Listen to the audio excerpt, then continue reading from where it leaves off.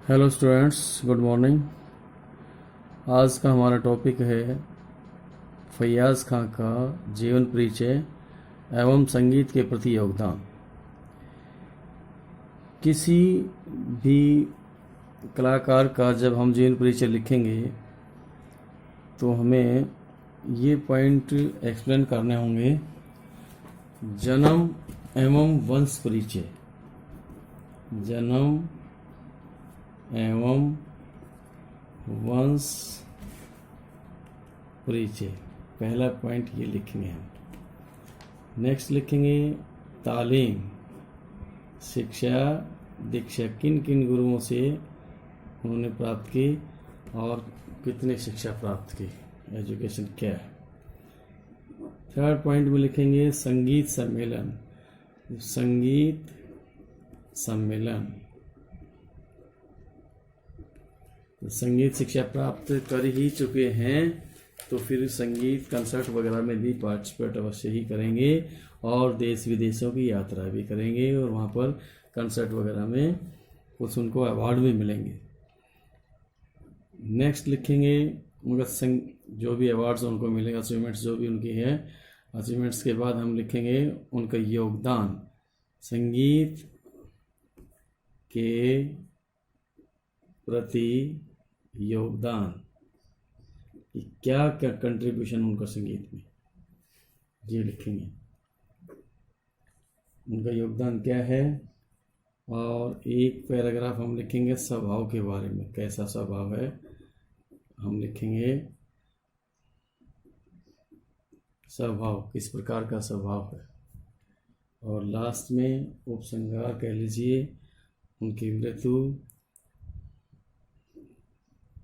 उपसंहार लिखेंगे किस प्रकार से, कब उनकी मृत्यु, किस प्रकार से मृत्यु हुई। अब है फैयाज़ खां का जीवन परिचय। फैयाज़ खां का जन्म 1886 ईस्वी में, फैयाज़ खां का जन्म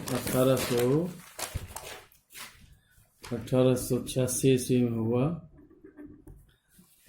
और आगरा के पास एक सिकंदरा नामक गांव है, आगरा के पास सिकंदरा नामक गांव में इनका जन्म हुआ। इनके पिता का नाम था सफदर हुसैन, सफदर हुसैन खां, इनके ये पिता का नाम था। और इनका जो पालन पोषण था वो इनके नाना जी ने किया, इनका जो परवरिश थी इनके नाना जी ने की और नाना जी से ही इन्होंने संगीत की शिक्षा प्राप्त की, अपने नाना जी से ही इन्होंने संगीत की शिक्षा प्राप्त की थी। और 1901 में इन्होंने स्वर्ण पदक, मैसूर के जो नरेश थे उन्होंने स्वर्ण पदक दिया। और 1911 में एक उपाधि इनको मिली, आफताबे मौसिकी की उपाधि इनको मिली। और इनकी प्रतिभा को देखते हुए सयाजी राव ने अपने इनके दरबार में नियुक्त कर लिया था। इस प्रकार से तो हम अब डिटेल में इस प्रकार से पढ़ेंगे कि फैयाज़ खां का जीवन परिचय किस प्रकार से उत्तरी भारतीय संगीत के विकास में घरानों का योग बड़ा ही सराहनीय रहा है। जब कभी आगरा घराने की चर्चा होती है तो स्वर्गीय उस्ताद फैयाज़ खां को अवश्य ही याद किया जाता है। तो फैयाज़ खां का घराना कौन सा है? आगरा घराना। जो सम्मान उस्ताद फैयाज़ खां को मिला उतना किसी मुसलमान गायक को नहीं मिला। फैयाज़ खां का जन्म 1886 ईस्वी में आगरा के पास सिकंदरा नामक गांव में हुआ। अभी हम आपको डिटेल में बता रहे हैं। इनके जन्म के 3-4 महीने के बाद ही इनके पिता की मृत्यु हो गई थी। इनके पिता का नाम सफदर हुसैन खां था, सफदर हुसैन था। इनका पालन पोषण इनके नाना जी ने किया। इन्होंने ही इनको संगीत की शिक्षा दी फयाज खां का बचपन से ही अच्छा गाते थे। फयाज खां बचपन से ही अच्छा गाते थे। प्रत्येक स्थान पर इनका प्रभाव अच्छा रहा। तत्कालीन मैसूर नरेश इनके गायन से बड़े प्रभावित हुए। जो मैसूर के राजा थे, नरेश थे, वो इनके गायन से बड़े ही प्रभावित हुए और इनको सन 1901 में एक स्वर्ण पदक की उपाधि प्राप्त दी और 1911 में आफ्ताबे मौसकी की उपाधि से सुशोभित किया। बड़ौदा महाराज सियाजीराव ने इनके गायन से बड़े प्रभावित हुए और इनको अपने दरबार में नियुक्त कर लिया। फयाज खां में पितृवंश से रंगीले और मातृवंश से आगरे घराने का योग था। पितृवंश पिता, इनके जो पिताजी थे वो रंगीले दिल्ली घराना और मातृवंश से आगरा घराना का योग था। उनकी माताजी ने आगरा घराना की गायकी सीखी हुई थी और पिताजी रंगीले दिल्ली घराने की गायकी गाते थे। उन्होंने दोनों प्रकार की गायकी का सुंदर समन्वय अपने गायन में किया, दिल्ली घराने का भी और आगरे घराने का भी। अब स्वभाव के बारे में इस प्रकार से, खान साहब का कंठ नीचा किंतु बड़ा जवाबदार एवं बुलंद था। वे काफ़ी ऊंचे नीचे स्वर से गाते थे और गाते समय अपने मूड का ध्यान रखते थे। खान साहब ख्याल, ध्रुपद, धमार, ठुमरी, टप्पा, गज़ल, कव्वाली आदि सभी प्रकार के गायन में बड़े कुशल थे। उनकी गाई हुई ठुमरी का एक और बाजूबंद खुल जाए बड़ा प्रसिद्ध है।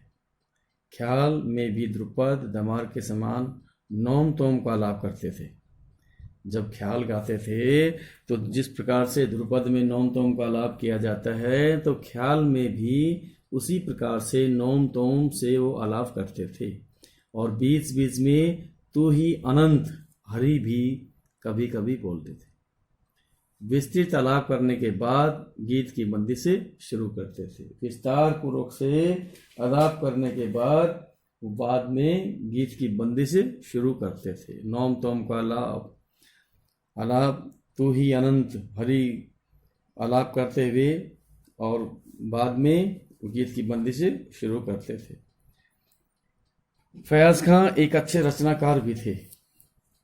उन्होंने रचनाओं में अपना नाम, जो भी रचनाएं लिखी, कविताएं लिखी, उन्होंने अपना नाम प्रेम पिया रखा था। उन्होंने अपने रचनाओं में उनका अपना नाम प्रेम पिया रखा था। उन्होंने बहुत सी अच्छी बंदिशों की रचना राग जय जयवंती में, गौरे मंदिर अब लौट नहीं आए, ये राग जय जयवंती में इस प्रकार से गौरी मंदिर अब लौट नहीं आए आदि गीतों की रिकॉर्डिंग भी हो चुकी है और ये गीत बहुत लोकप्रिय हैं। और ललित राग में निबद्ध तड़पत हूँ जैसे जल बिन मेन, ये राग ललित में निबद्ध तड़पत हूँ जैसे जल बिन मीन तथा नट विहाग में झन झन पायल बाजे रिकॉर्ड भी बड़े उच्च कोटि के हैं। बड़ौदा दरबार में रहते हुए भी वे महाराज की आज्ञा से संगीत सम्मेलनों तथा आकाशवाणी कार्यक्रमों में भाग लेने के लिए जाते थे। जय जयवंती, ललित, दरबारी, सुगराही, तोड़ी, पूरिया, रामकली, पूर्वी आदि अनेक इनके प्रिय राग हैं। उनके प्रमुख शिष्य दलीप चंद्र द्विवेदी, विलायत हुसैन, अजमत, अत्ता हुसैन आदि हैं। और खान साहब की मृत्यु 5 नवंबर 1950 में बड़ौदा में हुई। ये था उस्ताद फयाज खां का जीवन परिचय। इस प्रकार से एग्जाम में